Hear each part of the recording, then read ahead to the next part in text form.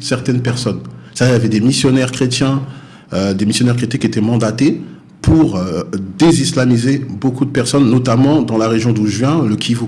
Et donc, moi, je pense qu'à l'époque actuelle, si je te donne 4, 5, 6 femmes qui ont 50, 60 ans, je ne pense pas que ça va être un avantage. Voilà. On a été très négligés, c'est-à-dire que quand on est arrivé, on s'est dit, oui, bon, les petits jeunes, bon, vous avez la chance de parler avec deux grands savants. Les Arabes nous ont vendus, tu vois.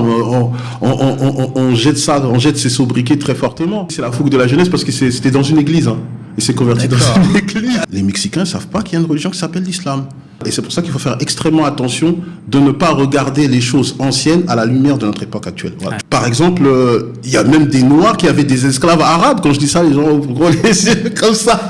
Par exemple, chez nous, au Congo, la partie Est, pour venir, pour évangéliser les gens, ils ont forcé les gens à manger du porc.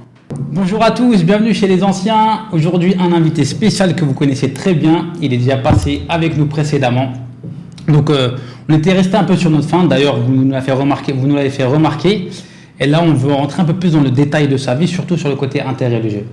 Donc, on va commencer maintenant. Abdullah, comment tu vas? Je vais bien, alhamdoulilah. Ça se passe? Tout va bien, alhamdoulilah. Bah écoute, la dernière fois, les auditeurs sont restés sur leur faim. Il y a plein de choses, on n'est pas entré dans les détails. Donc là, on va rentrer dans un premier temps sur l'interreligieux, comme tu le sais. Donc je vais te poser plein de questions, on va en savoir davantage, des détails, des anecdotes, etc. Ok, interrogatoire quoi. Exactement.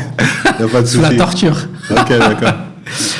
La dernière fois, tu nous avais un peu raconté comment ça avait commencé l'interreligieux, vous avez commencé avec des blogs. Donc là, je vais te laisser rentrer dans le détail de ça. Tu avais fait un blog, il y avait d'autres amis à toi qui ensuite vous avez fait l'interreligieux, le collectif Al-Hanifiya. Donc raconte-nous tout dans les détails, comment ça s'est passé le début et ensuite comment ça s'est développé. Ouais, donc pour revenir un peu sur cette partie de ma vie, moi j'avais fait un blog. C'était à l'époque où justement il y avait beaucoup de personnes qui utilisaient ce moyen de réseaux sociaux pour pouvoir exposer en tout cas le domaine auquel ils sont, je dirais, leur domaine de prédilection. Et donc moi j'avais un blog. Et d'autres frères aussi, ils avaient des blogs. Après, j'ai un ami qui m'a parlé justement d'un blog d'un des frères qui est mon collègue actuellement, mon collègue du collectif. Et il m'a dit, ce serait bien que tu rencontres ce frère-là, parce que il fait la même chose que toi, il fait de l'interreligieux, il fait de la religion comparée, il essaie de mettre en lien les versets coraniques et les versets bibliques pour montrer, on va dire, la vérité de l'islam. Et il a voulu me mettre en contact avec ce frère-là. Quand je me suis mis en contact avec ce frère-là m'a parlé justement de, oui, il y a des frères qui se sont réunis et qui font la même chose que nous. Donc la première rencontre qu'on a eue tous ensemble, c'était chez un frère du collectif, et on a commencé à échanger tous ensemble. On a commencé à voir qu'on avait des activités communes, des engouements communs, à savoir présenter l'islam comme il se doit, et surtout répondre aux allégations frauduleuses que les gens mettent comme étiquette à l'islam, tout le panache, on va dire, islamophobe qu'on peut trouver et qui s'est amplifié depuis des années comme actuellement. Donc c'est un peu comme ça que ça a commencé. Ça a commencé qu'on avait tous nos blogs de notre côté. On se donnait des rendez-vous de manière hebdomadaire. On faisait des recherches. On prenait en liste toutes les allégations qu'on pouvait donner sur l'islam et on essayait de trouver des réponses adéquates permettant justement de faire une certaine désinformation de toutes ces allégations frauduleuses. Voilà un peu le parcours. Super. Tu dis que vous faisiez des recherches, mais dans quel sens vous faisiez des recherches? C'est que vous regardez ce que les autres chrétiens faisaient, comment ils s'attaquaient à l'islam, ou non, c'était des recherches parce que vous étiez intéressé par certaines choses? C'est un peu des deux. D'abord, premièrement, on s'est intéressé justement par rapport au fait qu'il y a des personnes qui sont connues de manière internationale sur ce domaine, comme le docteur Zakir Naik, et avant lui même, par exemple, Ahmed Didat, rahimahullah. Et il y avait aussi le docteur, justement, Abdelmajid. Le docteur Abdelmajid qui avait fait une émission en Afrique qui avait fait beaucoup de bruit. Elle avait fait beaucoup de bruit au point où des cassettes se vendaient en France. Tu vois, ça se vendait dans le métro Château-Rouge, et le Château-Rouge, c'est même mon quartier, tu vois. Ah ouais. Donc c'est le 18e, c'est dans mon quartier. Donc ça avait fait vraiment un grand bruit. Et donc c'est à partir de ce moment-là que beaucoup d'entre nous, on s'est intéressés à cette matière. Moi, j'étais déjà intéressé, comme je te l'ai dit, par rapport à, la dernière fois, je l'avais dit, par rapport à mon parcours. C'est que déjà, moi, même au sein de ma famille, il y a des musulmans, il y a des chrétiens. Étant d'origine congolaise, tu seras très souvent amené à avoir des discussions de ce type. Donc moi, j'étais déjà intéressé dans cette chose-là. Mais on va dire que la vision de ces personnes qui se sont professionnalisées dans ce domaine, bah, c'était un petit boost, un petit boost d'engouement pour que nous, on essaie de faire de même. Donc c'est un petit peu ça la chose. D'accord, super. À partir de là, donc vous vous rencontrez régulièrement, mais à un moment donné, vous avez dû, je pense, réellement vous structurer. Donc soit en association, surtout que j'imagine que vous avez dû commencer à alimenter les blogs ou d'autres forums ou certaines choses. J'imagine que ça a été mal accueilli, principalement par les chrétiens. Comment ça s'est déroulé ? Bah en fait, on n'a pas commencé les blogs, chacun avec son blog de son côté, mais on n'a pas commencé directement à alimenter.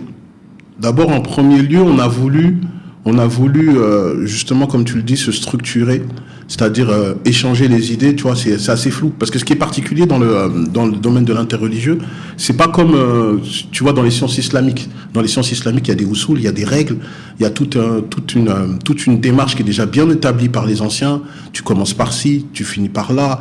Il y a telle règle. Et dans l'interreligieux, c'est un peu de l'ijtihad, c'est un peu un effort d'interprétation. C'est très difficile d'établir des étapes quand c'est quelque chose qui n'est pas concrètement bien défini. C'est-à-dire que c'était surtout à notre époque, parce que c'était là, je te parle, c'était vraiment dans les années 2012, 2011. D'accord. Donc c'est une époque où l'interreligieux s'appelait aux gens. C'est pas vraiment connu comme à l'échelle actuelle. Ça plaît aux gens, mais c'est quelque chose qui n'est pas vraiment pris comme un domaine à part entière, tu vois. Donc la chose qui ça nous a poussé à nous structurer nous-mêmes. On s'est structuré nous-mêmes. C'est-à-dire qu'on prend des recherches ensemble. On essaie de voir c'est quoi les fondements du christianisme. On essaie de voir la manière de percevoir des chrétiens, parce que il faut marquer une différence entre comment le musulman il aborde ces textes. Comment il aborde, quels sont les points principaux dans sa foi qui sont contraires à celui du chrétien. Nous, on est très axé sur le texte, sur la compréhension du texte à la lumière des anciens, à la lumière des pieux prédécesseurs, à la lumière des paroles du prophète alayhi salatu wassalam qui vont justement nous permettre de ne pas nous disperser dans de multiples interprétations. Alors que chez les chrétiens, c'est pas forcément comme ça. Selon la mouvance, il peut avoir certaines règles. Par exemple, chez le catholicisme, effectivement, il y a les diacres, il y a vraiment tout un parcours à faire. Mais tu vas voir que, par exemple, chez les protestants, c'est beaucoup plus libéral. C'est beaucoup plus libéral. Et les personnes qui sont plus amenées, surtout à l'époque où on a voulu démarrer ça, c'était beaucoup plus les protestants. Okay. Donc c'était beaucoup plus les protestants. Et donc ça nous a amené à justement bien comprendre la manière dont ils percevaient et aborder leurs textes pour savoir comment justement présenter l'islam de la meilleure manière qu'il faut. Donc ça demandait vraiment des recherches propres à nous. Après, ce qui nous a facilité la tâche, c'est justement l'un d'entre nous, il avait un blog et le professeur Abdelmajid l'a contacté. Bon, il l'a contacté, il s'est fait passer un peu pour un chrétien. Ah, donc en gros, le docteur, le cheikh, appelle l'un de tes amis. Il n'a pas appelé, il l'a contacté par écrit. Sans dire que c'était lui. Sans dire que c'était lui, voilà. D'accord. Et donc l'un des frères, il a cru que c'était un chrétien, il a discuté avec lui, et c'est là que le docteur Abdelmajid lui a dit non, moi je suis le docteur Abdelmajid de la République démocratique du Congo. Il s'est présenté, le frère au départ il n'a pas cru. Donc il n'a pas cru. Et le docteur, il lui a demandé, passe-moi ton numéro, je t'appelle. Il l'a appelé, il a entendu sa voix. Et donc, il a reconnu le docteur. Et à partir de là, c'est là que la connexion s'est faite avec le docteur Abdelmajid. Après, voilà, il a eu vent de la mouvance qui était en train de se faire dans le collectif El Hanifiya. Et à partir de ce moment-là, on avait des assises via Messenger. À cette époque, c'était Messenger. Lui, il était à ce moment-là au Congo. Oui, il était déjà au Congo, lui. Lui était au Congo. Et donc, il a pris connaissance de... C'est-à-dire, c'est quelqu'un qui recherche beaucoup, tu vois. Donc, il va sur Internet, il regarde, il voit qu'il y a des blogs des musulmans, il s'informe beaucoup, il essaie de voir. Et à partir de ce moment-là, c'est là que la connexion s'est faite. Et à partir de ce moment, il a suggéré qu'on travaille ensemble. D'accord. avec toute son humilité, il a dit qu'on travaille ensemble, qu'on échange nos arguments. Alors que bon, il avait déjà des années d'expérience par rapport à nous. Et donc, ça arrivait très souvent que on prenait des cours avec lui le soir, MSN, Messenger, après plus tard Zoom. Donc, on prenait des soirs. Et c'est là qu'à partir de ce moment-là, on va dire que certaines règles se sont établies, se sont bien structurées. Son expérience nous a permis justement d'aborder les choses beaucoup plus facilement, de ne pas tomber dans certaines erreurs qu'on aurait pu tomber. Et c'est de là en fait que ça a évolué. Voilà. Ah, super. Tu nous parles de Cheikh Abdelmajid pour le coup. Pour ceux qui ne nous connaissent pas, est-ce que tu peux nous le présenter rapidement, parce qu'on ne va pas s'étaler dessus, sur où est-ce qu'il a commencé, quelles ont été ses étapes et jusqu'au moment où vous l'avez connu? Docteur Abdelmajid, il est d'origine congolaise. Il a des origines aussi arabes. Il est né, grandi au Congo. Et principalement, il a grandi dans dans une ville de l'Est du Congo, où il y a une grande majorité musulmane. Cette ville, elle s'appelle Kisangani. Et mon père aussi a grandi dans cette ville-là. Ça fait que quand il parle au téléphone, voilà, il y a des sourires jusqu'aux oreilles. Et donc, à partir de ce moment-là, comme je l'avais dit dans la dernière fois, à la partie est du Congo, la particularité, c'est que les évangélistes, ils sont partis au Congo pour essayer de désislamiser certaines personnes. Ça, il y avait des missionnaires chrétiens qui étaient mandatés pour désislamiser beaucoup de personnes, notamment dans la région d'où je viens, le Kivu. Et face à ça, les musulmans de là-bas, les résistants de là-bas, les musulmans de là-bas ont justement développé cet art de l'interreligieux, et dont le docteur Abdelmajid, depuis son plus jeune âge, il le fait. Et comment il exerçait, c'était dans la rue. Clairement, c'était dans la rue. D'accord. C'est-à-dire que ils étaient 4-5, et dans la rue, ils appelaient les gens à discuter, et ça débattait. Et à partir de là, les années passent, les expériences se sont faites, et voilà. Il est parti aussi étudier au Soudan. Il est aussi parti étudier en Égypte. Donc, il a développé cette chose-là, il s'est professionnalisé aussi dans ça. Voilà. Ah ouais. Donc maintenant, revenons-en à vous. Donc, vous avez fait la rencontre, vous êtes structuré. On va dire concrètement, et vous donnez plus des cours que vous vous entraînez, j'imagine. Bien sûr. Est-ce que tu peux nous donner des choses qui pouvaient inculquer? Forcément, vous avez dû il a dû t'impressionner par certaines de sa culture ou certaines façons de faire. Donc, raconte-nous un petit peu. Surtout la particularité qu'il avait développée, que peut-être on voyait moins dans les prédécesseurs tels que Ahmed Didat ou Zakir Nek, c'est qu'il s'était vraiment approfondi dans les commentateurs, par exemple. Les commentateurs bibliques. Il va regarder les anciens chez les Juifs, par exemple ce qu'on appelle les sages Tanaïm, l'équivalent de chez nous les Khalef, voilà, c'est dans ce sens-là. Il va voir quels sont les exégètes, comme par exemple quand tu vas regarder dans l'Ancien Testament. Si tu veux, la Bible, le corpus biblique, il est fait comment? L'Ancien Testament, il y a ce qu'on appelle le Tanakh. Le Tanakh, c'est en hébreu Torah, Nevi'im, Ketuvim. Torah, le livre des lois, Nevi'im, le livre des prophètes, et les livres des prophètes, et Ketuvim, les livres des histoires. Et donc, dans ce corpus-là que les Juifs reconnaissent, c'est ce qu'on appelle l'Ancien Testament, il y a un peu comme nous. Il y a des exégètes connus comme le maître des exégètes chez nous, c'est l'imam al-Tabari. Chez les Juifs, il y a la même chose, Rashi. Et donc, lui, il a cette particularité de rentrer en profondeur. Donc, qu'est-ce qu'on dit les commentateurs? Qu'est-ce qu'on dit les spécialistes de la critique textuelle, les spécialistes bibliques, qui nous permet justement lorsqu'on pourra aborder le sujet avec les chrétiens, c'est pas, ils vont nous dire, ouais, mais vous le dites avec votre idée musulmane. Non, on va dire les personnes qui sont spécialisées de chez eux, qui ont dit telle chose et qui ont compris le texte comme ça. Et ça permet justement, et comme je te l'avais dit tout à l'heure, ça permet de ramener une méthodologie qui, chez nous, islamique, c'est ce qui est demandé et ce qui est même obligatoire, on la ramène chez les chrétiens. Et ça va fermer la porte à toute interprétation qui peut aller dans mille sens. D'accord, donc c'est une des choses importantes, enfin, c'est une des choses, on va dire, qui t'a impressionné chez lui surtout. Oui, c'est une chose qui nous a permis de marquer un peu la différence. Ça marque un peu la différence. Je vais te donner un exemple. Par exemple, lorsqu'on parle lorsque les chrétiens, au début de nos conversations avec les chrétiens, très souvent, quand tu vas parler avec un chrétien, il va te dire non, mais vous, on n'a pas la même religion que vous. Vous dites que Jésus, c'est pas le Fils de Dieu. Vous dites pas que Dieu c'est le Père de toutes les autres créatures, de toutes les créatures. Nous, on n'a pas cette croyance-là. Et quand tu vas te pencher dans l'Ancien Testament, quand tu vas te pencher dans la Bible, tu vas voir que justement le texte biblique, et particulièrement dans l'Ancien Testament, il a été descendu pour les enfants d'Israël. Et c'est-à-dire qu'on va voir que les chrétiens, très souvent, ils vont lire les textes à la lumière d'un chrétien, à la lumière de quelqu'un qui a déjà tout un arrière-plan de chrétien. Alors que le texte, lui, il a été descendu pour les enfants d'Israël.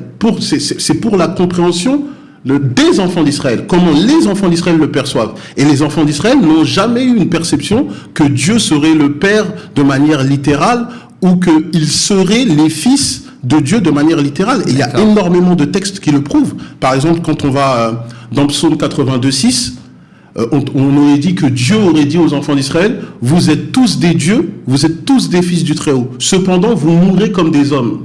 C'est-à-dire qu'on comprend que c'est pas dans un sens littéral. C'est pas Dieu qui va dire vous êtes tous des dieux, vous êtes tous des... En fait, c'est dans le sens dans le sens d'élever ces personnes qui sont des élus de Dieu. De la même manière que quand on entend je t'ai fait, toi tu es mon Dieu sur terre. C'est pas dans le sens littéral, c'est dans le sens figuré. Quand on parle par exemple du mot père, tu vas dans Malachie chapitre 2 verset 10, on te dit que les Juifs disaient comme ça, n'avons-nous tous pas le même père? N'avons-nous tous pas le même Dieu qui nous a créés? Donc le terme père est relié du fait que c'est lui le créateur. C'est père d'une manière d'émanation.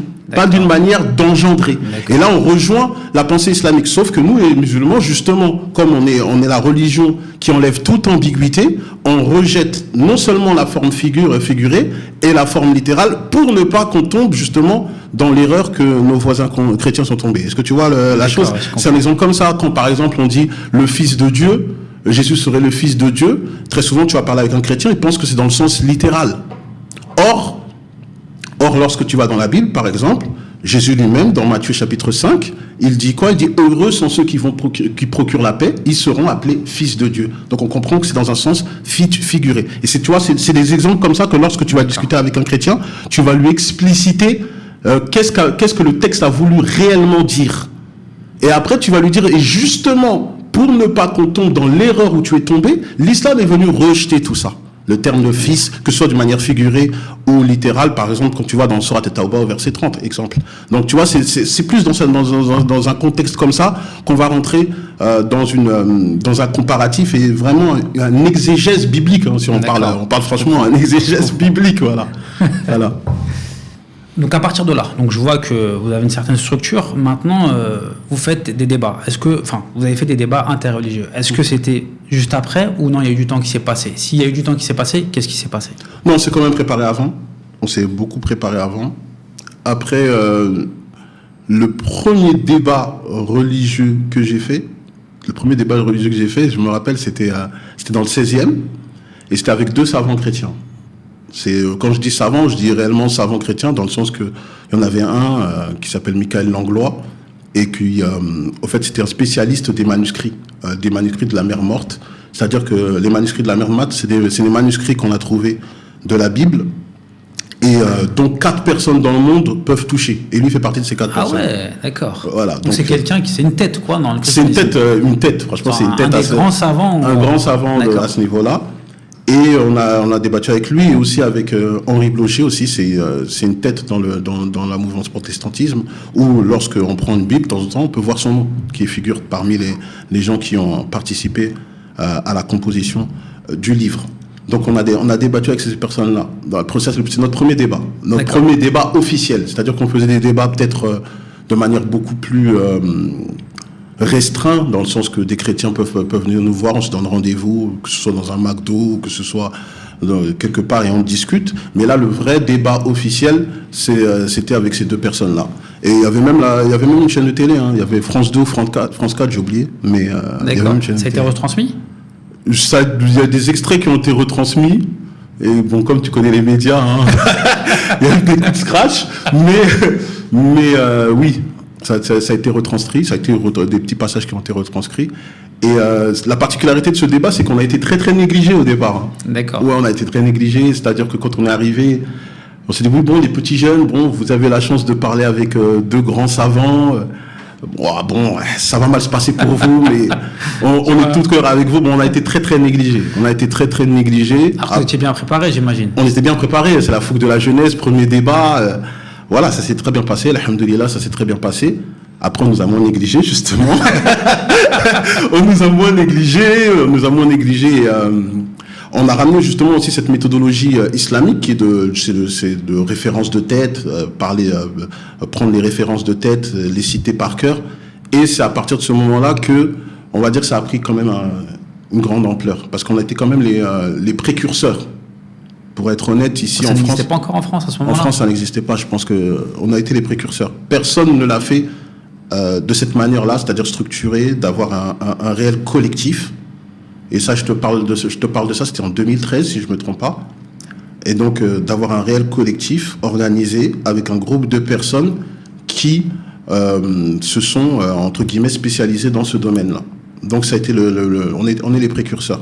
Donc, il y a eu un grand engouement à partir de ça, et les choses, elles ont évolué. On a enchaîné beaucoup de débats publics à ce niveau-là, et voilà, c'est un peu le parcours. Et quel a été ton ressenti lorsque vous avez terminé, enfin d'abord avant le débat, pendant le débat et après le débat, mais sans parler du débat en lui-même, quel était tes ressentis? Est-ce que tu avais la pression? Est-ce qu'à la fin tu avais de la satisfaction? Comment c'était? Ouais, je pense que tu auras toujours un peu de pression, parce que là on parle quand même du din d'Allah, et je pense que c'est quand même quelque chose qui... je pense que j'aurai toujours la pression. On aura toujours un petit peu la pression. Parce c'est pas l'aspect. Déjà, un joueur comme un joueur de foot, puisque t'es arbitre, tu connais ce domaine, un joueur de foot, il a toujours un petit peu la pression avant le match. Mais là, c'est l'ordre aussi de ta spiritualité, de ta foi. Et t'as quand même une lourde responsabilité à ce niveau-là. Donc, tu dois aussi avoir une purification de l'âme. Ce n'est pas seulement emmagasiner des informations, c'est aussi être dans un état qui te permet d'avoir le soutien d'Allah subhanahu wa ta'ala. Donc ça met grave la pression. Après, ça te permet justement de te corriger. Et comme je te l'ai dit, l'avantage que quand tu es en groupe, c'est que tu as les conseils de tes frères, tu as le soutien de tes frères, il y a un travail d'équipe derrière, il y a un soutien moral, un soutien spirituel. Même si les gens ne parlent pas, tu sais que tes frères vont faire dua pour toi avant le débat. Tu sais que certains vont se lever la nuit. Tu vois, il y a toutes ces choses-là en même temps, tu peux avoir la pression avant le débat, mais en même temps, tu es serein. C'est-à-dire que tu vois que tes frères, ils sont avec toi. Tu vois, surtout à une époque comme maintenant où tu vois que la communauté musulmane, elle est relativement divisée. À ce moment-là, en tout cas, tu vois que les musulmans sont là, ils sont là pour soutenir leurs frères. Donc, ce ressenti-là, tu le ressens même avant le débat. Pendant le débat, t'es dans le débat, tu vois plus personne. Comme pendant un match de foot, quoi. Voilà, tu vois plus personne, tu te concentres sur la chose. Après le débat, je pense que tu réalises pas réellement ce qui s'est vraiment passé. Je pense qu'il te faut quand même un peu plus de temps. Mais la réaction des gens permet de voir le climat dans lequel le débat s'est déroulé. Tu vois des visages de frères qui sont en train de sourire. Tu vois des gens qui te prennent dans leurs bras. Donc c'est bénéfique, alhamdoulilah. Et pour l'instant, tous nos débats, ça s'est bien passé. D'accord. Alhamdoulilah. Est-ce qu'à ce moment-là, dans les premiers débats, donc celui qui était dans le 7e arrondissement et dans les suivants, est-ce que tu as vu des personnes se convertir en direct ou en tout cas être pas loin de la conversion? Il y a un débat où il y a une personne à la fin du débat qui s'est convertie. Bon, je pense qu'on aurait... Après, comme je dis, c'est la fougue de la jeunesse parce que c'était dans une église. Hein. Il s'est converti dans une église. Donc bon, c'est un peu... Je pense qu'on aurait dû peut-être le faire d'une autre manière quand même. D'une autre manière. Bon, c'est des petites erreurs du passé. Mais oui, il y a eu quand même des reconversions. Il y a des personnes qui nous suivaient dans chacun de nos débats. C'est-à-dire, on a fait le premier débat et après, on a enchaîné plusieurs thèmes avec les mêmes personnes. On a fait plusieurs thèmes avec les mêmes personnes. On a fait d'autres débats aussi. Et tu voyais qu'il y avait des chrétiens qui venaient à tous nos débats publics. Et certaines personnes qui sont venues à tous nos débats publics, justement, ont fini par se reconvertir. Alhamdoulilah. Ça, c'était en France ou non? C'était un peu toujours en France. Là, on est en France. On est en France. Ouais. D'accord, donc c'est incroyable. Ça, tu dois avoir quand même une certaine satisfaction, même si la guidée, on sait qu'elle vient d'Allah, mais la satisfaction d'avoir fait Ouais, quelque chose. alhamdoulilah, en d'avoir fait, été tu une sais cause. que ce qui est bien dans ça, c'est que tu vois que ton travail porte ses fruits, tu vois. Tu vois l'évolution de ton travail et tu vois que ça porte ses fruits. C'est un engouement ça rajoute un engouement à persister, à continuer dans ton travail, alhamdoulilah. D'accord. Donc là, vous êtes en une association. Je ne sais pas si vous avez pris encore, si vous êtes enregistré en préfecture en tant qu'association ou pas encore. Si on l'avait fait, on l'a fait, ouais. On l'a fait D'accord. plus tard, mais on l'a fait, oui. D'accord. Et après, ça a évolué comment après ça? Là, vous êtes avec Cheikh Abdelmajid. Vous commencez les voyages en Afrique ou pas encore à ce moment-là? Non. On est vraiment concentré dans la France. Comme je te l'ai dit, on était les précurseurs en France, dans le monde francophone. Je pense en dehors de Abdelmajid, comme tu dis, Dr Abdelmajid. L'Afrique, c'est encore très particulier. D'accord. Mais en Europe, on était les précurseurs. Donc au fait, on avait la mission, entre guillemets, d'encore plus structurer la chose, de plus savoir sur quel point on devait faire, comment aborder, et surtout que l'interreligieux, il a évolué. Les sujets qui étaient à cette époque-là ne sont pas les mêmes qu'aujourd'hui maintenant. Par exemple, aujourd'hui, il y a des sujets beaucoup plus consensuels, et ça demande beaucoup plus de recherches qui sont peut-être d'ordre de culture générale, d'entendement. D'accord. Par exemple, je te donne un exemple, tu vois, de temps en temps, on va nous poser des questions. Voilà, vous, dans l'islam, vous avez le droit à 4 femmes. Mais pourquoi votre prophète, alayhi salatu wassalam, il a le droit à plus de 4 femmes? Tu vois, on a des questions comme ça. Comment tu réponds à ça, par exemple? Bah, déjà, le fait de poser cette question, ça sous-entend qu'avoir plus de femmes est plus avantageux que de n'en avoir qu'une. Avec les yeux de maintenant. Mais pourtant, si on va à l'époque du prophète alayhi salatu wassalam, on regarde la majorité de ces femmes. La majorité de ces femmes sont des femmes divorcées, des femmes veuves. À part Aïcha, c'est des femmes divorcées et veuves. Et donc, moi, je pense qu'à l'époque actuelle, si je te donne 4, 5, 6 femmes qui ont 50, 60 ans, je ne pense pas que ça va être un avantage. Voilà, tu vois. Donc, il y a cet aspect-là aussi que qu'il faut faire attention de ne pas regarder avec les yeux de maintenant ce qui s'est passé auparavant. Donc, comment je réponds? Je réponds déjà par rapport à cette chose-là, que ce n'est pas forcément un avantage. Et aussi qu'il faut le voir avec le contexte de l'époque. C'est-à-dire que le contexte de l'époque, et je pense que c'est peut-être ce qui nous manque à notre ère actuellement, c'est que le contexte de l'époque, c'est le bien-être sociétal prévaut sur le bien-être individuel. D'accord. C'est-à-dire que le fait qu'il y ait des femmes qui soient veuves, des femmes qui ne soient pas mariées, qu'il y avait la guerre, il y avait des guerres, il y avait des femmes qui n'avaient pas de subsistance, toutes ces choses-là permettaient justement à ce que ce genre de mariage soit beaucoup plus fait qu'actuellement. Il y a aussi le fait que le prophète alayhi sallam avait une mission. Les Arabes sont des gens très très tribales, très unis par le lien du sang, et le mariage est un moyen d'unir les tribus. Le prophète alayhi sallam, le fait qu'il soit marié avec plusieurs femmes de plusieurs tribus arabes qui étaient en conflit, ça permet de réunir ces périodes-là. Et ça, c'est toujours dans un esprit justement de fraternité et familiale. Et ça, on retrouve ça dans la Bible. D'accord. C'est-à-dire que cette chose-là, c'est là que je vais rentrer dans ça pour leur expliquer ça. Par exemple, je prends Deutéronome chapitre 25, il y a ce qu'on appelle le lévira. Le lévira, c'est le fait que, par exemple, si quelqu'un meurt, moi je pars en guerre, je meurs, mon épouse doit marier mon frère. D'accord. Pour conserver le lien familial. C'est D'accord. obligatoire. D'accord. Bibliquement, Deutéronome chapitre 25, c'est obligatoire. Alors que chez nous, c'est pas obligatoire. Déjà, chez nous, il n'y a pas ça. Et ce n'est pas obligatoire. Tu ne maries pas une femme contre son gré, comme dans Surat An-Nisa. Allah subhanahu wa ta'ala, il est clair. La yahillu lakum. Il ne vous est pas permis de marier la femme contre son gré. Mais pourtant, lorsque tu vas justement dans l'Ancien Testament, Deutéronome 25, pour préserver le bien sociétal, le bien de la famille, la femme doit se marier. Maintenant, supposons, j'ai 4 frères. Mes 4 frères vont en guerre, ils meurent. Ils sont 4 maris. Moi, je dois marier 4 femmes. C'est comme ça que ça se passe chez eux. Ça s'est passé comme ça. Et cette tradition existe même en Afrique.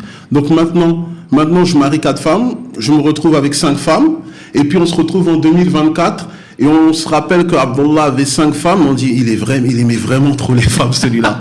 Non, c'était par rapport à justement un problème sociétal. Et c'est pour ça qu'il faut faire extrêmement attention de ne pas regarder les choses anciennes à la lumière de notre époque actuelle. Voilà. Tu vois, je te donne un simple exemple.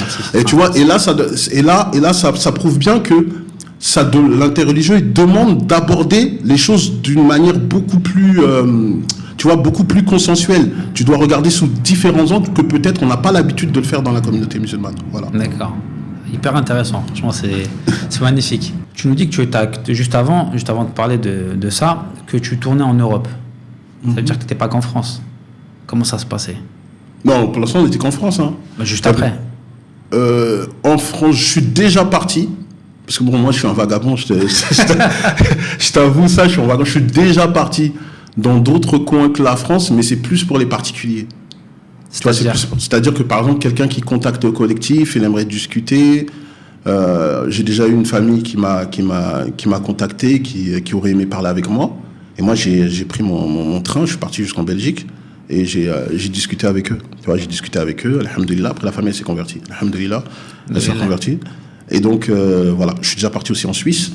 D'accord. Je suis déjà parti en Suisse. On m'avait demandé, bon, là, ils sont gentils, ils m'ont payé le billet de train. Mais voilà, c'est-à-dire qu'on mettait aussi en avant la dawa de proximité. Comme je l'avais dit dans le premier podcast, on ne négligeait pas cette dawa-là. Il y avait énormément en dehors des débats, c'est vrai qu'on s'est fait connaître par des débats publics, mais l'aspect proximité, l'aspect de rencontrer des gens et de discuter avec eux, on ne le négligeait pas. Et je pense que j'ai même un amour plus particulier dans cette manière-là que plutôt les débats. Tu vois. Ouais, je comprends. Parce qu'au moins, c'est du direct. C'est du direct, il y a du relationnel, c'est beaucoup plus serein. Dans le débat, ça va rentrer en joute verbale, c'est beaucoup plus conflictuel, que tu le veuilles ou non. Alors que dans un atmosphère beaucoup plus privé, tu vas mettre en avant le relationnel et ça sera beaucoup plus détendu. D'accord. Ensuite, comment vous avez évolué?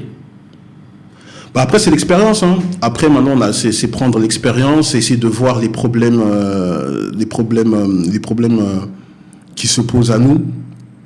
Le fait de temps en temps ne pas se précipiter sur certaines choses, d'aborder les choses de manière peut-être beaucoup plus subtile. Donc c'est un peu l'évolution qu'on a eue. Et comme je te l'ai dit, l'interreligieux, il a beaucoup évolué. Avant, c'était des thèmes qui étaient très, très dogmatiques. Là, est-ce que Jésus est Dieu ou il n'est pas? Est-ce que l'islam est la vraie religion? Comment obtient-on le salut? C'était très, très dogmatique. Avec plus les années ont passé, et plus les gens rentrer dans des sujets beaucoup plus consensuels, comme le sujet que je t'ai cité, où on va te poser la question, mais pourquoi vous faites ça? Est-ce que la religion musulmane, c'est la religion des Arabes? Et voilà, toutes ces choses-là qui rentrent plus dans l'entendement plutôt que l'argument. Et là, ça demande de faire preuve de beaucoup plus de pédagogie. D'accord. Ah, c'est super intéressant. Comme par exemple, tu vois, il y a le sujet de l'esclavage. Tu vois, ouais. Le sujet de l'esclavage, c'est un sujet qui est, surtout moi en tant que noir, il y a beaucoup de gens qui vont rentrer dedans. Des personnes qui sont non musulmanes, ils vont me dire, mais toi, tu es dans une religion qui ont fait la promotion de l'esclavage. Ah ouais. Les Arabes nous ont vendus, tu vois. On jette ces sobriquets très fortement. Et là, ça rentre dans l'entendement. Ça rentre pas dans l'argumentation. D'accord. Ça rentre dans l'entendement. C'est pour ça que là, ça demande de faire preuve de beaucoup plus de pédagogie. Et comment tu te retrouves face à ça? Qu'est-ce que tu dis? Parce que des fois, ce qui est plus compliqué, je pense, c'est que souvent, les gens qui sont en face de toi, ils parlent avec les sentiments, avec les passions, plus qu'avec la raison. Exactement. Ça va être compliqué. Justement, déjà, à la base, il y a beaucoup de choses qui sont faites, mais qui n'ont pas été, qui sont dites, mais qui ne sont pas réellement approfondies. D'abord, le terme esclave, si on rentre en termes de définition, esclave, ça veut dire quoi? Si on rentre dans l'étymologie du mot. L'étymologie du mot esclave, c'est slave, c'est slavus. C'est pour ça, même en anglais, on dit les slaves. Et la slave, c'est la Slovénie. Pourquoi? Parce que les Slaves, pendant 10 siècles, ils étaient esclaves. Et on a cette tendance, cette fâcheuse habitude de quand on dit esclave, on met directement le lien avec noir. Or, les Slaves ont été esclaves pendant 10 siècles et les Noirs ont été esclaves pendant 4 siècles. D'accord. Mais tu ne vas jamais entendre les Slaves parler et perdurer dans cette partie de leur vie-là. Alors que le nom même de cette truc, ça porte leur nom. Esclave, c'est slave. En anglais, c'est ça. Ça porte leur nom. Et la difficulté dans ça, c'est que les gens ont du mal avec la définition des mots. moi, pour expliquer l'esclavage, déjà, je pars du principe de la définition de la Convention de Genève, par exemple, de 1926, qui dit que être esclave, c'est l'état d'un individu d'être l'attribut et la propriété de manière absolue à quelqu'un. Il fait ce qu'il veut de toi. Or, l'islam ne dit pas ça. Le prophète alayhi sallam, par exemple, le hadith il est célèbre rapporté par Tirmidhi, où Al-Abbas, il frappait son servant, et le prophète alayhi sallam, il lui a dit, Allah a plus de droits sur toi que toi, tu as sur cet homme. Déjà, tu as vu qu'il y a un problème avec la définition. Et Al-Abbas, il a dit, je le libère. Pour Allah, au nom d'Allah et son messager, je le libère. Et le prophète alayhi sallam, il a dit, si tu ne l'aurais pas fait, les flammes de l'enfer t'auraient brûlé. Ouais. Donc ça veut dire même le concept même de tu fais ce que tu veux, tu peux frapper ton esclave, le prophète alayhi sallam, il interdit. Donc ça veut dire la définition de l'esclave telle que nous on le comprend, le prophète sallam l'a interdit. Donc l'esclavage est interdit en islam selon cette définition. Et même quand on va te dire oui mais il y a le mot esclave dans le Coran. Non, il n'y a pas le mot esclave dans le Coran. Le mot slave en arabe n'est pas le mot... Ouais, tu comprends? Voilà, c'est pas ça. C'est que le sens du mot, vous l'avez traduit par esclave comme vous le connaissez. Alors que le mot qui est dit dans le Coran, on doit comprendre qu'est-ce que c'est. Et si on rentre dans qu'est-ce que c'est, on parle en tant que servant. Il a des droits, tu dois l'habiller comme tu t'habilles.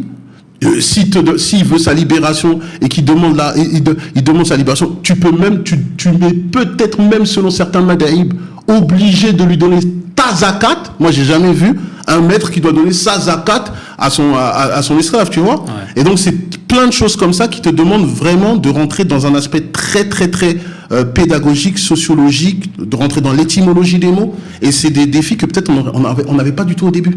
Tu vois, au début, on n'avait pas du tout, ça restait du dogmatique. Est-ce que la divinité de Jésus est-elle réelle ou pas? Est-ce que notre salut passe par la rédemption? Voilà, c'était des trucs très, très, très dogmatiques. Mais là, on rentre dans des sujets où c'est beaucoup plus dans l'entendement. Donc ça demande tu recherches, tu vas dans l'histoire, tu vas dans... Moi, je suis parti, pour l'esclavage, je suis même parti dans certains pays. J'ai voyagé. Ah ouais? Oui, parce qu'il y a 7 portes de non-retour en Afrique. C'est-à-dire, il y a 7 portes où c'est de là que sont partis les esclaves pour aller dans les différents pays. J'en suis parti dans 5. D'accord. J'ai fouillé, j'ai regardé les archives, tout ça. Et de temps en temps, on dit certaines choses que c'est faux. Et moi, j'ai les preuves de ça. D'accord. J'ai les preuves de ça. Donc, par exemple, quand on va dire c'est les Arabes qui ont vendu les Noirs, non. C'est des Noirs qui ont vendu d'autres Noirs aux Arabes. C'est ça, en fait, et parce que l'esclavage a toujours eu lieu, et ce n'était pas un esclavage ethnique. L'esclavage c'était un commerce. C'était un commerce lucratif pour toute la société, et les gens le faisaient. Par exemple, il y a même des Noirs qui avaient des esclaves arabes. Quand je dis ça, les gens vont les yeux comme ça. C'est vrai qu'on n'entend pas ça. On l'entend pas, mais pourtant, c'est connu. L'homme le plus riche que la Terre ait connu, Mansa Moussa, il avait des esclaves arabes. Lorsqu'il a fait son voyage du Mali pour aller jusqu'au Hajj, il est passé même par l'Égypte. On lui a offert des esclaves turcs, européennes et arabes. Et il a même dévalué l'or tellement il distribuait l'or comme on distribue de l'eau. Et ça, c'est historique. C'est fou. Ah, super pour cette anecdote, c'est magnifique.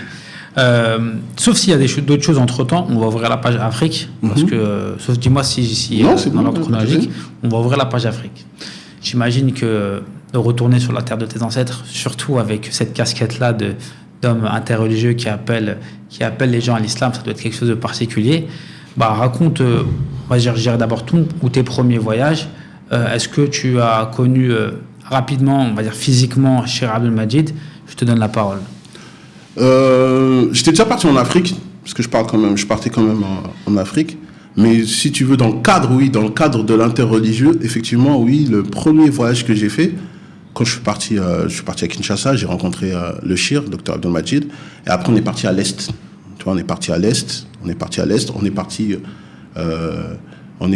à Kindu, qui était une ville qui était avant dans le sultanat il y avait un sultanat islamique. Voilà, mais peu de gens le savent. On est parti à Kasongo, la base même de l'islam du Congo. On est parti là-bas.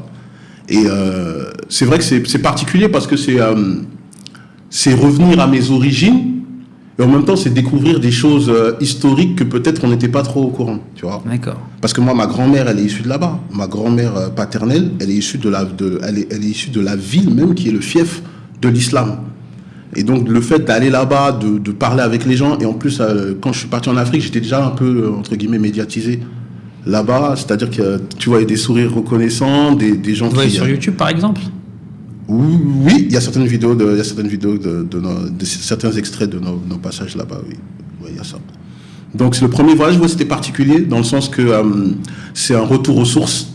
Déjà, vis-à-vis de moi, je pense que c'est quelque chose qui t'apporte aussi une certaine sérénité et qui renforce même ta foi. On rentre dans le verset, soit Al-Hujurat, on rentre dans le verset 13, aux gens, on vous a fait d'une mâle et d'une femelle, tu connais la suite du verset, de nations et de tribus afin que vous vous entreconnaissiez. On est rentré dans le sens de ce verset, c'était magnifique. Franchement, c'était magnifique. J'imagine. Raconte-nous ta première rencontre avec Shir. Ouais, la première rencontre avec Shir, c'est parce que c'est vrai que c'est particulier du fait que on parle tout le temps avec lui, et là tu le vois face à face, vis-à-vis. C'était assez spécial. C'était assez spécial. Après, bon, tu vois les mimiques que t'entends de manière audio, là tu les vois face à face. Donc c'était intéressant, et puis ça te permet aussi d'avoir une certaine proximité, et la proximité que tu as avec lui te permet même de t'imprégner de choses qui vont en dehors d'emmagasiner des informations. D'accord. La manière qu'il a de vivre, la manière même d'être confronté à la célébrité. C'est-à-dire que lui, il est extrêmement connu, mais tu vois sa simplicité, tu vois le fait qu'il reste toujours dans l'humilité, qu'il essaie de faire attention à ses intentions, tout ça. Ça m'a permis aussi de pouvoir aussi prendre de tous ces enseignements à ce niveau-là. Voilà. D'accord. Donc, j'imagine la première fois que tu l'as rencontré, vous avez dû tourner, et à un moment donné, il a dû te laisser la parole. J'imagine. Ouais. Très souvent même. Très souvent. Surtout la première fois. J'imagine la première fois. Parce que j'imagine que la première fois, si tu laisses sa parole, ça doit être quelque chose. Et surtout, même parler devant lui, ça doit être déjà un peu plus compliqué, une certaine pression. Raconte-nous un petit peu. Franchement, non. La pression, non, parce franchement, il sait très, très bien te mettre à l'aise. D'accord. C'est très, très bien te mettre à l'aise. Comme je te l'ai dit, déjà, même quand il a proposé de nous donner je le dis, de nous donner des cours, lui, il l'a pas transformé comme ça. Il a dit d'échanger nos arguments. Donc ça veut dire il nous a mis très très à l'aise, que franchement non, j'avais pas forcément de la pression à ce niveau-là. Moi j'étais plus que justement, si j'ai des choses qui vont pas, il sera là à côté pour me soutenir. C'était plus dans ce sens-là. Après, ce qui était bien, c'est que la da'wa en Afrique, comme je te l'ai dit, c'est vraiment pas la même configuration que la da'wa francophone. C'est-à-dire que les Africains, ils ont une manière d'aborder le religieux qui est propre à eux. L'Africain, si quelque chose va pas à ce niveau-là, il va te le dire franco. Il va dire, on en parle, dis ce qui va pas, dis-moi ce qui va pas, et après, on cherche la solution, et voilà, on passe à autre chose. L'Africain, lui, il est frontal. L'Africain, il est frontal. Il y a quelque chose qui tourne pas dans sa tête, qui voit qu'il n'arrive pas à comprendre, il va venir te poser la question. Il peut même être virulent.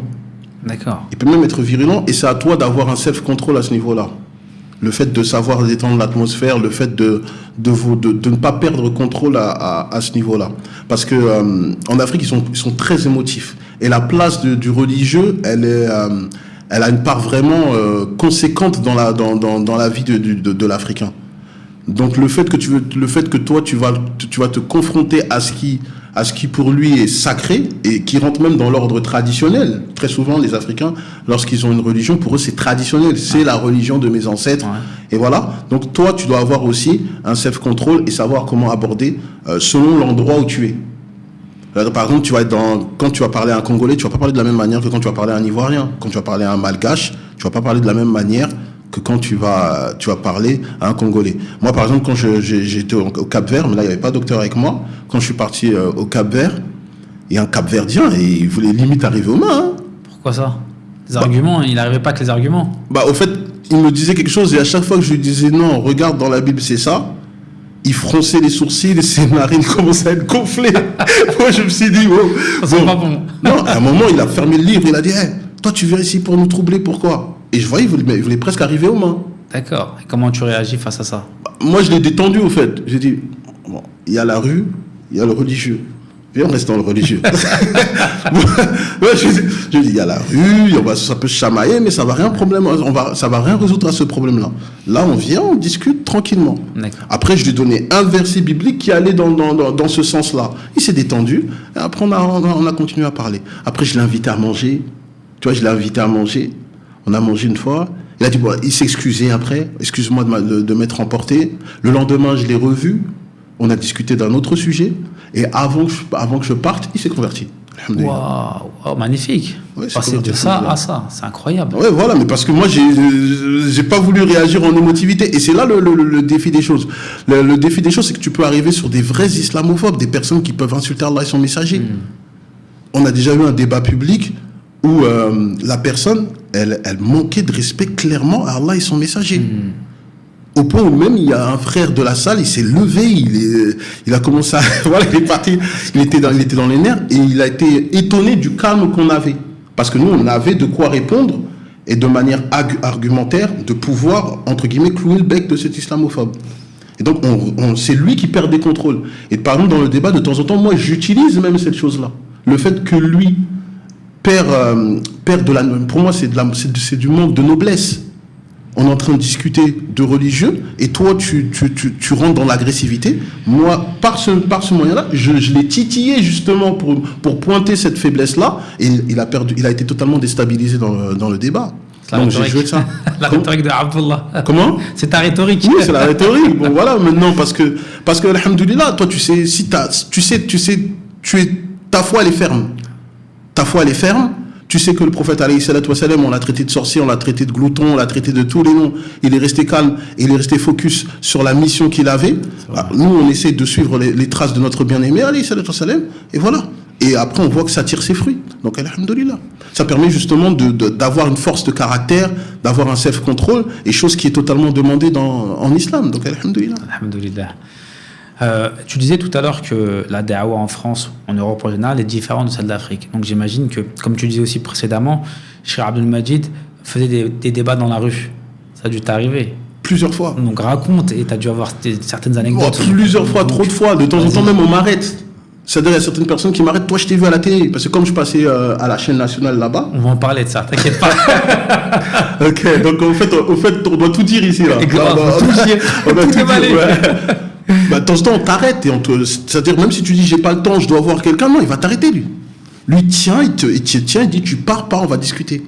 Et tu sens que c'est quelque chose qui le tient à cœur. Donc tu es obligé de t'arrêter. Non, tu vas t'arrêter. Je te dis qu'il te tient, il te dit tu pars pas. D'accord. Donc tu vas t'arrêter, tu vas parler avec lui. Dernièrement, il y en avait un. Dernièrement, mon dernier voyage au Congo, il m'a arrêté. Il m'a dit comme ça, il m'a dit toi là. Je te vois souvent là dans les réseaux sociaux. Il m'a pointé du doigt comme je te pointe le doigt là. Il m'a fait comme ça. Toi là. Ah ouais. Je te vois souvent dans les réseaux sociaux là. Avec l'islam là comme ça là. Tu dis que le prophète Mohammed est dans la Bible. Où ?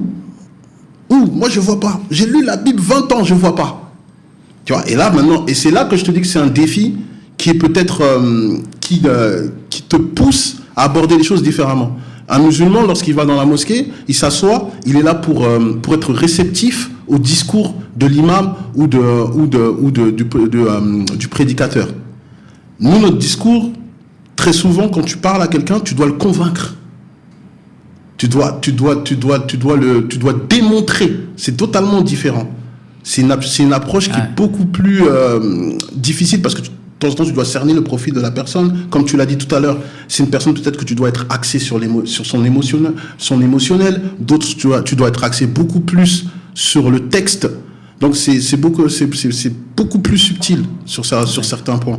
Donc là, par exemple, il m'a demandé, moi j'ai pas vu le prophète Mohammed, moi. Ton prophète, là, je l'ai pas vu. Ton prophète, je l'ai pas vu. Moi, j'ai fait la théologie 10 ans. Il m'a dit, j'ai fait la théologie 10 ans, j'ai pas vu. Mais comment tu fais ? Parce que là, c'est impressionnant. Parce qu'en gros, tu vas lui sortir un argumentaire en 1 minute qu'il n'aura pas vu pendant 20 ans. Ça peut faire mal. Donc comment il réagit et toi, comment tu fais ? De temps en temps, c'est pas... De temps en temps, il y a des choses que tu seras obligé je dirais pas de donner la réponse clairement. Tu dois juste susciter sa curiosité. Pour que lui, après, il dit, ok, prends mon numéro, on en discute. Par exemple, sur la question qu'il m'a posée, la question, elle est légitime. Et comme tu le disais, là, on est dans une ère où on défie l'islam.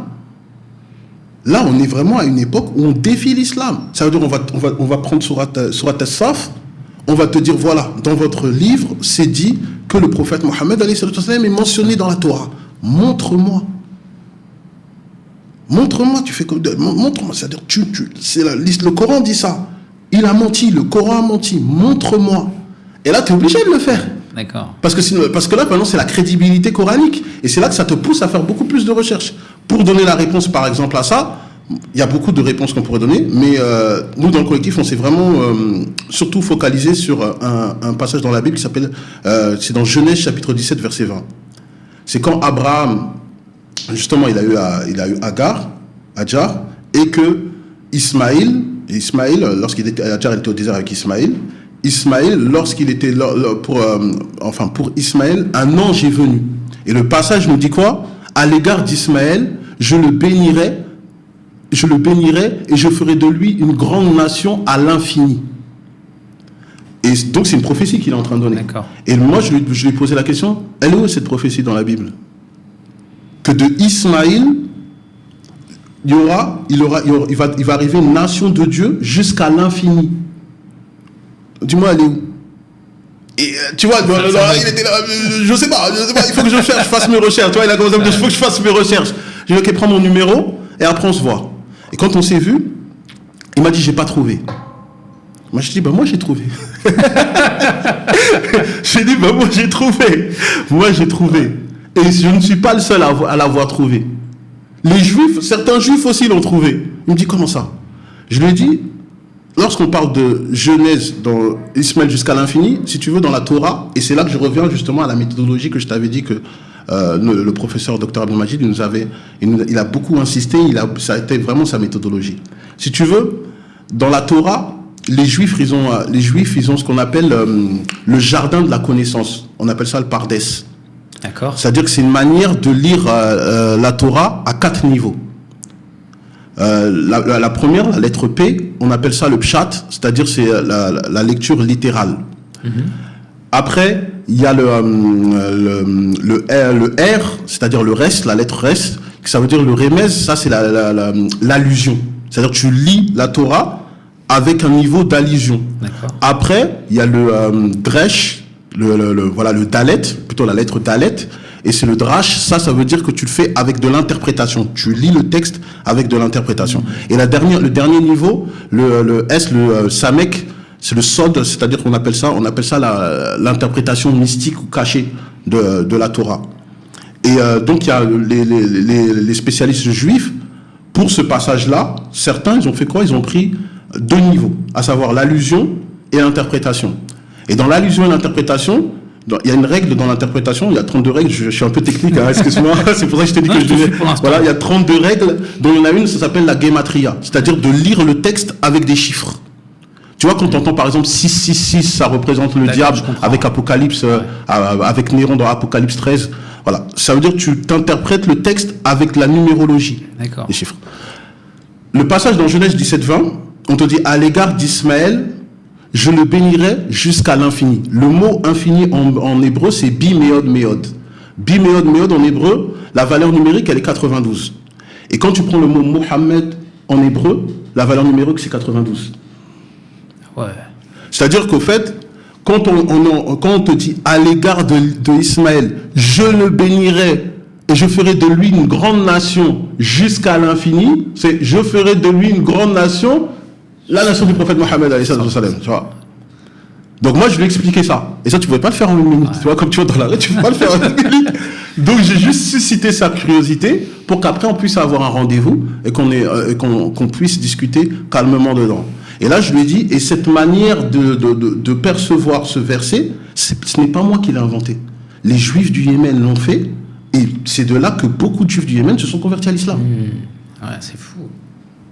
Tu vois, beaucoup de Juifs ils se sont convertis à l'islam. L'un des plus grands savants de la communauté juive, qui s'appelle Maïmonide, on l'appelle le deuxième Moïse, justement, a tenté de réfuter ça, vu qu'il a vu que énormément de Juifs se sont reconvertis à l'islam, des Juifs yéménites. Tu vois, voilà, ça c'est juste un petit exemple pour te montrer comment tu peux être confronté comme ça à ce qu'on te dise, ton Coran dit ça, montre-le-moi. Montre-le-moi. Ouais. Et donc, à ce moment-là, si toi tu dis, moi je reste que dans le Coran, tu perds un peu de crédibilité dans le domaine de l'interreligieux, sachant que Allah subhanahu wa ta'ala lui-même dans Surat Al-Imran, il dit aux Juifs, apportez la Torah, lisez-la si vous êtes véridique. C'est Allah qui le dit. Il dit au prophète, dis-leur, apportez la Torah, lisez-la si vous êtes véridique. C'est-à-dire qu'à partir de votre livre, vos allégations que vous êtes en train de dire, il faudra les montrer. Donc c'est un peu ça. Et tu vois, l'Africain, c'est vraiment très con, c'est très frontal, mais c'est bon enfant. Il va être énervé, au départ peut-être il va être énervé, mais après, quand il voit que tu restes calme, quand tu restes dans... Il va dire, bon, de toute façon, on est des frères. Il va conclure comme ça, on est des frères. On est des frères, tu vas discuter avec lui, ça va prendre du temps, et voilà. La personne que je te dis que j'ai eu cette discussion avec lui, bon, il n'est pas musulman, mais plusieurs fois il me pose des questions. Jusqu'à aujourd'hui, il me pose des questions. D'accord, donc lui, il n'est toujours pas converti. Il n'est pas converti, mais tout le temps, il me pose des questions. D'accord. Il me pose des questions, oui, en islam, il y a ça, pourquoi il y a ça? Et là, tu vois, tu vas rentrer dans la convergence, par exemple. Tu vas rentrer dans la convergence, oui, il y a ça chez nous, mais pourquoi vous faites ça? Tu dis, c'est pas quelque chose de nouveau. Il y a ça dans la Bible. Mais pourquoi vous avez la barbe? Ça te gêne que j'ai la barbe comme Jésus? Mais pourquoi vos femmes ont le voile? Ça te gêne que nos femmes ressemblent à Marie? Tu vois, tu comprends? C'est des choses qui ramènent. C'est exactement la parole d'Ali ibn Abu Talib quand tu vas dans Bukhari, où Ali ibn Abu Talib il dit parlez avec ce que les gens peuvent comprendre. Ouais, je comprends ce que tu dis. Et la manière dont je parle, il le comprend automatiquement. Donc c'est un peu cette chose-là. Et ça se fait vraiment avec l'expérience. Hein. Ouais, c'est vraiment pas à nos débuts. À nos débuts, on était très très frontal, mais avec l'expérience, on a pu comprendre qu'il y avait des manières beaucoup plus subtiles d'aborder certains sujets. Voilà. C'est magnifique tout ça. En Afrique, c'est différent de l'Europe. On est complètement d'accord dans la da'wa. J'imagine qu'en Afrique, il y en a un qui te tire, il va te poser une question, ça va commencer à partir en débat, t'en as un qui arrive, t'en as un deuxième qui arrive, t'en as un troisième qui arrive, etc. En France, on va dire, ça arrive pas, mais si ça arrivait et qu'il y ait, je sais pas, 30 personnes, bon, t'as la police qui va arriver, ce sera problématique. Comment ça se passe en Afrique? Non, en Afrique, tu t'assois, tu parles, il n'y a personne qui va vous arrêter. Même le policier peut s'arrêter, il va dire continue. Personne va s'arrêter. En fait, à partir du moment que c'est pas de la bagarre, les gens sont assis, discutent et parlent, personne va t'arrêter. D'accord. Tu parles, tu es libre de parler de religion comme il le faut. Il n'y a aucun souci. Juste, il y a des règles juste il y a le respect, que ça ne doit pas arriver aux mains, ça doit pas perturber l'espace public, mais sinon il n'y a aucun problème. D'accord. Il n'y a aucun problème. Et c'est la spécificité, je pense, qui est en Afrique et qui fait que ça a tout son charme. Hein. En France, on avait fait un petit peu, il y avait un peu de street dawa. C'est un peu comme ce qu'ils font en Angleterre. En Angleterre, il y a de la street dawa. C'est comment? C'est différent, j'imagine. En fait, il faut que tu demandes une autorisation au préfet de police.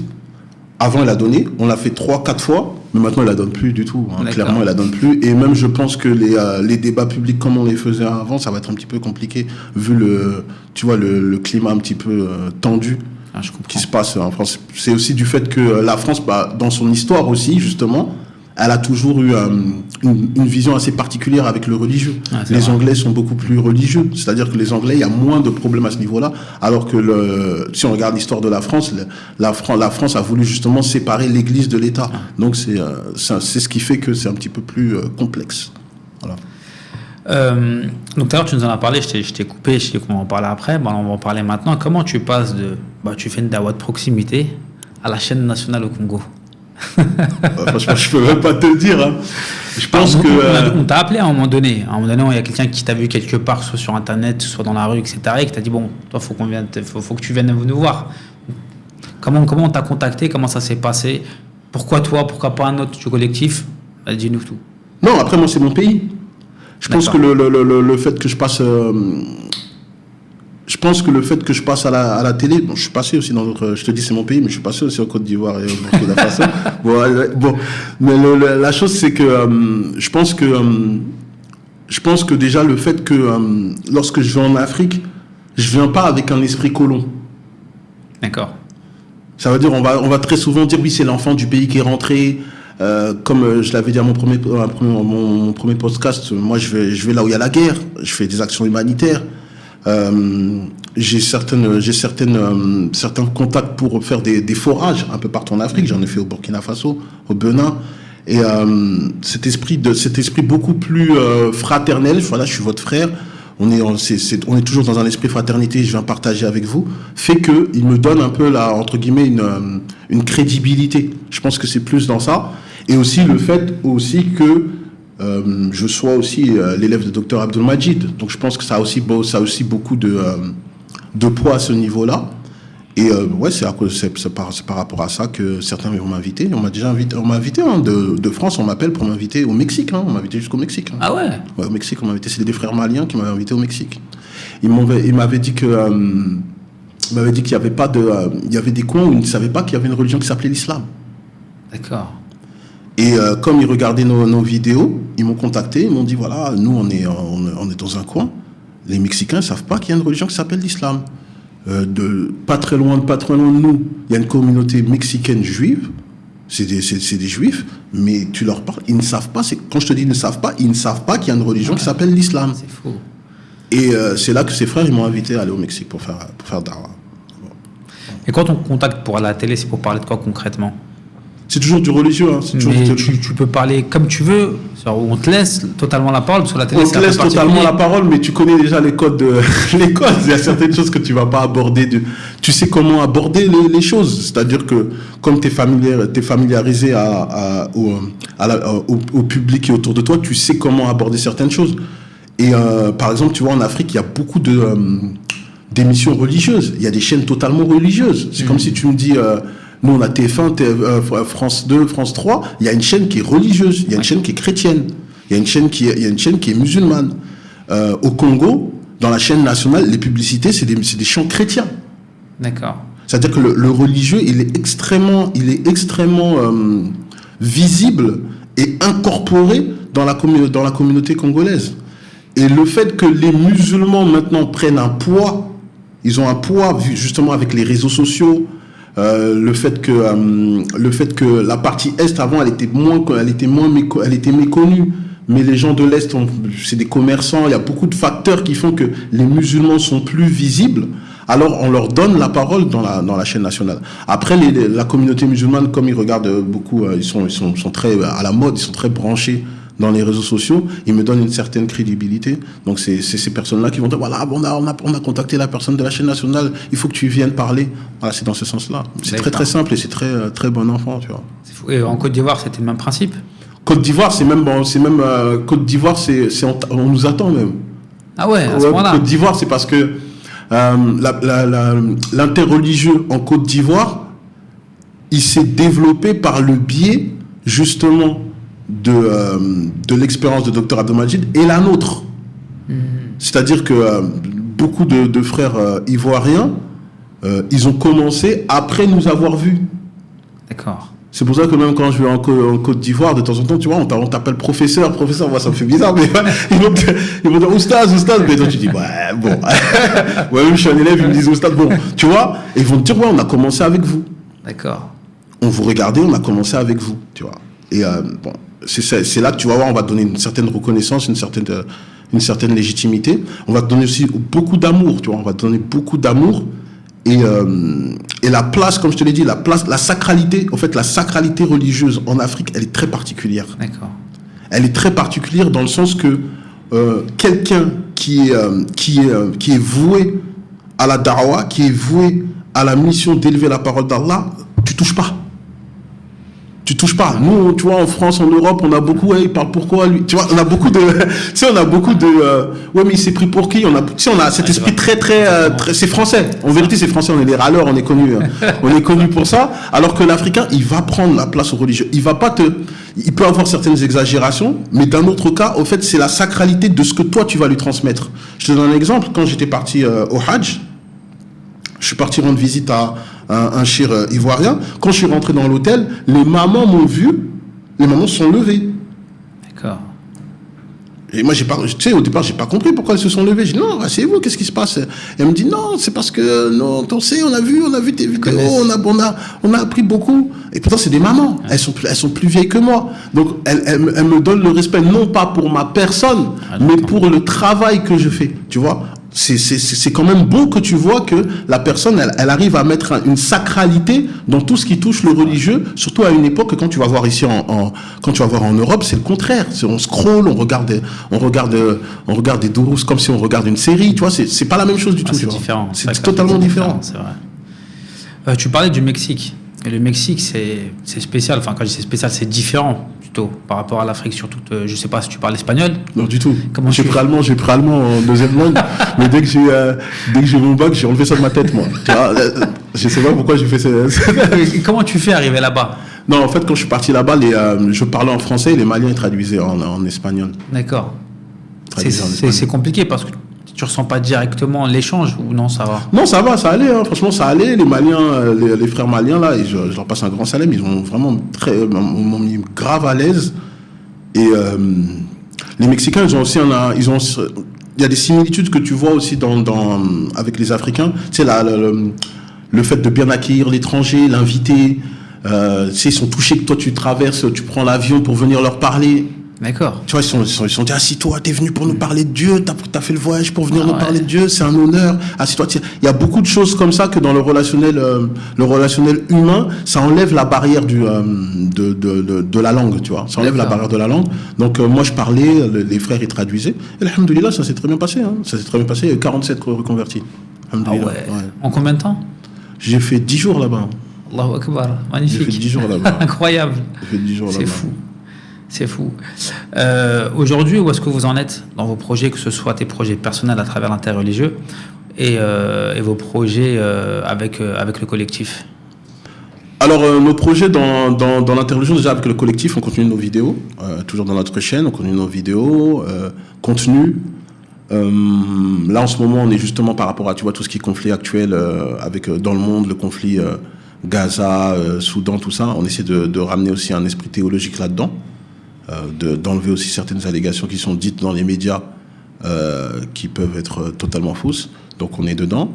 Et on continue nos vidéos, on a des projets, on a même des projets un peu... Je garde ça sur le côté quand même, mais on a certains projets à ce niveau-là. Après, d'un point de vue personnel, moi, je continue mon apprentissage. Pour moi, je continue à apprendre. Surtout, comme je te l'ai dit, maintenant, l'islam est défié. Ouais. Donc, ça pousse à se concentrer encore plus dans les domaines islamiques. Donc, moi, je continue à essayer d'approfondir encore plus mon apprentissage islamique. Et d'un point de vue, par exemple, avec Dr Abdul Majid, on a toujours des projets de partir en Afrique et de faire ce qu'on a toujours fait, à savoir faire la dawa, tu vois. D'accord. Faire la dawa. Après, ce qui est bien à l'heure actuelle, c'est qu'on peut ramener ou inviter à l'islam de manière très large. Tu vois, par exemple, au Congo, chez moi, il y a la guerre. Le fait que je passe par le biais humanitaire pour pouvoir peut-être parler à certaines personnes qui ne sont pas musulmanes, ça peut être aussi bénéfique, tu vois. Par exemple, lorsque je suis parti à Goma, là où il y a la guerre, on a fait une action humanitaire. Et si tu veux, il y avait un camp de musulmans. Nous, c'était pendant le ramadan, à la fin du ramadan. J'avais récolté les zakat el-fitr. Et je distribuais là-bas. Et le chef du camp, l'émir du camp, il a dit non, il y a des sacs qu'il faut que vous donnez à 3-4 qui sont avec nous qui ne sont pas musulmans. D'accord. Si on donne qu'aux musulmans, c'est pas bien vu. Venez, on donne 2-3-4 sacs à ceux qui ne sont pas musulmans. Et les 2-3-4 sacs qu'on a donnés à ceux qui n'étaient pas musulmans, ils ont apprécié le geste et ils sont venus, ils m'ont posé des questions sur l'islam. Et la discussion, elle s'est faite. Ils ont dit, on va se renseigner, il y a beaucoup de choses qu'on ne savait pas. Donc, tu vois, ça montre aussi ça ouvre une brèche pour pouvoir aussi propager l'islam. Voilà.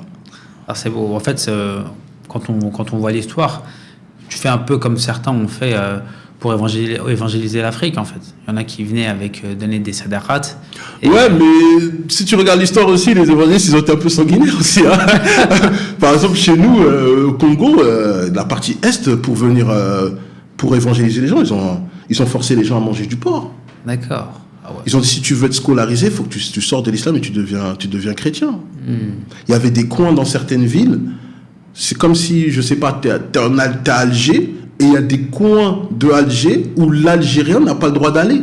Et c'est le colon qui a le droit d'aller, tu vois. Ouais. Donc c'est un peu différent. Nous, on va rentrer dans une relation vraiment humaine. Et c'est l'art de la discussion. C'est de la discussion que jaillit la lumière, tu vois. D'accord. C'est de la discussion que jaillit la lumière. Nous, on invite. On force pas, on invite. Exactement. Donc voilà, c'est un peu ça. Je comprends. Maintenant, s'il y a des personnes qui veulent entrer dans l'interreligieux, des plus jeunes, qu'est-ce que tu leur conseillerais? Moi, pour ceux qui veulent rentrer dans l'interreligieux, je suis très très prudent. Je suis vraiment très prudent parce que, tu vois, justement, le professionnalisme qui était exigé avant, à l'heure actuelle, je le vois moins. C'est-à-dire que l'aspect religieux, l'aspect de la sacralité, je le vois moins, ça devient plus de la chamaillerie. Quand tu regardes par exemple sur les réseaux sociaux comme TikTok ou autres, tu vois qu'il y a des gens qui, entre guillemets, font des débats interreligieux, mais tu vois, c'est plus de la chamaillerie. Il y a peut-être certaines personnes qui vont se pencher dans l'interreligieux avant de prendre leur base islamique, et ça, je trouve ça extrêmement dangereux. Tu vois, je trouve ça extrêmement dangereux, et on est aussi à une époque où l'interreligieux, comme je te dis, il a une forme beaucoup plus... ça a vraiment changé. C'est une forme qui demande que tu as un minimum de bagage islamique. Et quand je parle de minimum de bagage islamique, c'est vraiment, par exemple, même ton rapport avec le Coran. Le rapport parce que le Coran, il est attaqué de toutes parts. Avant, dans l'interreligieux, si on dit « Est-ce que Jésus est Dieu ?», le thème du débat, c'est ça. Ouais. Maintenant, les thèmes de beaucoup de personnes non musulmanes, c'est en quelque sorte, de manière imagée, on te met dans le banc des accusés, toi, musulman, et tu dois justifier pourquoi il y a ça dans ta religion. J'ai lu ça, pourquoi il y a ceci, il y a ceci, ça. Et ça demande énormément de bagages religieux. Donc pour moi, les jeunes, la première chose pour ceux qui auraient aimé, ceux qui veulent rentrer dans ce domaine, pour moi, ils doivent d'abord d'être extrêmement solides dans les bases religieuses. Un rapport, ils doivent être intraitables même dans le Coran. Je ne parle pas du fait d'avoir forcément mémorisé le Coran. Je parle du fait d'être à l'aise dans le Coran, du fait d'avoir pleinement connaissance du livre. On va te dire une ambiguïté, tu as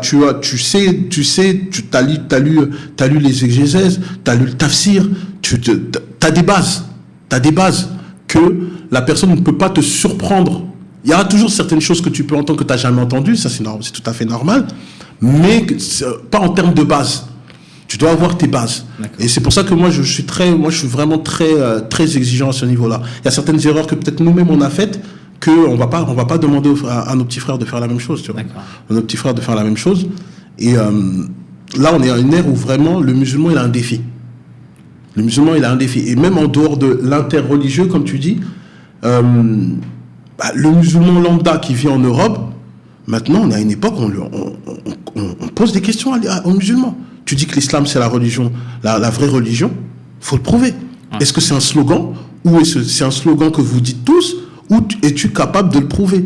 Et énormément de savants ont fait ce travail auparavant. C'est peut-être ça nous pousse justement à beaucoup plus se rendre intellect, à beaucoup plus s'approfondir dans notre religion, tu vois. Moi, je trouve qu'on a enclavé, c'est mon point de vue, il est non exhaustif, mais je pense qu'on a enclavé l'islam dans les quatre coins de la mosquée. Tu vois, dans les 4 murs de la mosquée. Je comprends ce que tu dis. Ouais. C'est-à-dire que, pour moi, on a trop réduit l'islam à ce que c'est dans la mosquée, tu apprends dans la mosquée, et tu propages ou tu prêches dans la mosquée. Ouais. Et dans un contexte où, il y a Internet, il y a les réseaux sociaux, tu tapes islam sur Google, les sites qui vont sortir, c'est des sites islamophobes. Je ne sais pas si tu te rends compte. Tu tapes islam sur Google, parmi les premiers sites, tu vois, dans les premiers sites, il y a des sites islamophobes. Ah ouais. Et c'est là le complexe de la chose. C'est que quelqu'un même qui ne connaît rien de l'islam, il a juste vu deux, trois ambiguïtés sur Internet, il vient, t'en met 2, 3. Il est semblable, comme avait dit un collègue de l'interreligieux, il est semblable à quelqu'un, il te met 5 coups de couteau. Il te met 5 coups de couteau, c'est très facile, il te met 5 coups de couteau, toi maintenant, tu dois recoudre, ça met plus de temps. c'est vrai. Tu vois, donc ça, c'est vraiment le conseil que je donnerais à mes frères, c'est vraiment d'être solide dans les sciences islamiques, avant d'entamer ce domaine. Excellent conseil. D'abord la science, avant d'en parler. C'est exactement ça. Ouais. Exactement. Dans ta vie, il y a plein de choses. on la passe en revue dans l'intérieur du jeu. Est-ce que j'ai oublié quelque chose, une anecdote intéressante, croustillante? Et vas-y, si je te laisse la parole. Anecdote, il y en a plein. C'est là tellement que j'en vois pas là en fait. Une ou deux, mais l'anecdote une anecdote qui était quand même sympa, c'est que j'avais un proche à moi, c'était un chrétien farouche, que je connaissais depuis longtemps. On était dans le même club de sport de combat et lui il voulait devenir prêtre. d'accord. Il voulait devenir prêtre et lorsqu'il a vu que je faisais de l'interreligieux, là, il est tombé sur mes vidéos. On s'était perdu de vue. Il est tombé sur mes vidéos, il m'a contacté et on a repris contact. On a commencé à avoir plein de débats. On a commencé à avoir des débats, mais tu peux pas t'imaginer. On a des débats qui commencent à 20h le soir et qui finit à 4h du matin. Ouais. On a eu des débats pendant des mois et des mois et des mois et des mois et des mois. Et dernièrement, peut-être juste avant que je parte au Hajj, il m'appelle pour me dire ouais, je me suis converti. Incroyable. Il m'a dit tu m'as fait mal à la tête pendant il m'a dit tu m'as fait mal à la tête pendant des années, je te disais pas hein, mais quand je raccrochais au téléphone avec toi, ma tête elle chauffait. Et là, il me dit avant que je parte au Hajj, hein, il me dit et j'ai rêvé du prophète alayhi salatu wassalam. Il m'a dit qu'il a rêvé du prophète alayhi salatu wassalam. Et il m'a dit qu'il a vu que le prophète sallam lui a dit comme ça. Il a dit, avec toute cette preuve, tu veux vraiment pas rentrer dans la vérité? Et au fait, c'est là qu'il m'a dit, ouais, je me suis reconverti. Tu vois. Incroyable. Tu nous as presque laissé le meilleur pour la fin. Ouais, j'ai laissé le meilleur. Ouais. En tout cas, merci beaucoup. Je te remercie, frère. C'était un honneur d'avoir cet échange. C'était incroyable. En tout cas, merci beaucoup. Pour les auditeurs, on va vous demander de commenter, de liker, de vous abonner et surtout de partager. En tout cas, on vous remercie d'avoir suivi jusqu'au bout et on vous dit à très vite.